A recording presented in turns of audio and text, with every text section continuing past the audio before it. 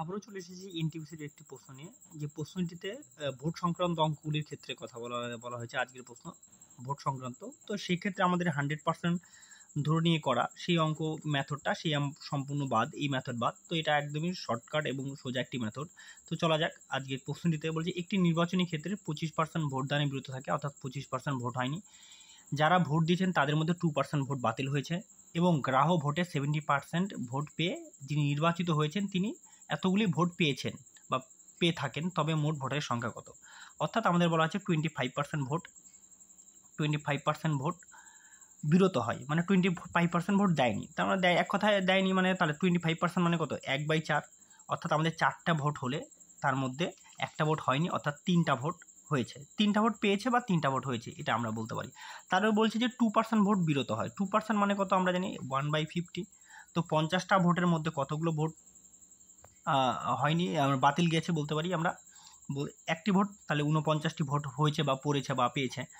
তারপরে আরেকটা 75% ভোট পেয়ে এতগুলি ভোট পেয়েছেন, মানে 75% ভোট পেয়েছে, অর্থাৎ আমাকে 75% কিন্তু কোনো সময় এখানে প্রশ্নে বলা আছে পেয়ে নির্বাচিত হয়েছেন, অর্থাৎ বিজয়ী প্রার্থী এতগুলি ভোটে পরাজিত বা কিছু এরকম তুলনা করার কথা নেই, বা অন্তর বলে দেয়নি, বা 75% ভোট পেয়েছে এক কথায় বলতে গেলে।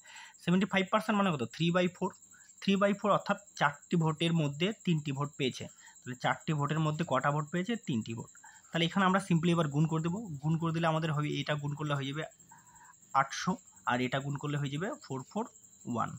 49 ইন্টু 9, আমরা 9 81, 1 হাত থেকে 8, 8 36 আর 44, তাহলে 441। এবার আমাদের এখানে এই 441 মানেই বলে দেওয়া আছে 9261। তাহলে 9261 সঙ্গে এটা কত গুণ? এটা এক ইংরেজিট 1, তার মানে এখানে 4 আছে, তাহলে এটা প্রায় 21 গুণ হবে। কত গুণ হবে? 21 গুণ। তাহলে আমার এদিকেও কত গুণ? 21 গুণ করে দিতে হবে। তাহলে 21 গুণ করলে দাঁড়াবে, উত্তর দাঁড়াবে 16,800টি ভোট। তাহলে আমাদের মোট ভোটের সংখ্যা 800টি। তাহলে এটা কিন্তু একদমই শর্টকাট মেথড, এবং কি আমরা 100% মেথড থেকে অনেকটা ব্যতিক্রম মেথড যদি আমরা এইভাবে অঙ্কগুলো করি। কিন্তু আমাদের ছেলেমেয়েদের খেয়াল রাখতে হবে, এখানে 75% ভোট পেয়ে নির্বাচিত হয়, আমাদের এখানে তুলনা করেনি। অর্থাৎ প্রশ্নে অনেক সময় বলা থাকে যে এত % ভোট পেয়ে প্রার্থীকে পরাজিত করেছে, তো সেই ক্ষেত্রে কিন্তু আমাদের কিন্তু তুলনা করতে হবে তখন, মানে 75% ভোট পেলে 25% ভোট পায়নি সেক্ষেত্রে। তো অঙ্কটি দেখো একদমই সোজা। আশা করি যদি অঙ্কটি ভালো লাগে বা ভিডিওটি ভালো লাগে অবশ্যই লাইক অ্যান্ড শেয়ার করো।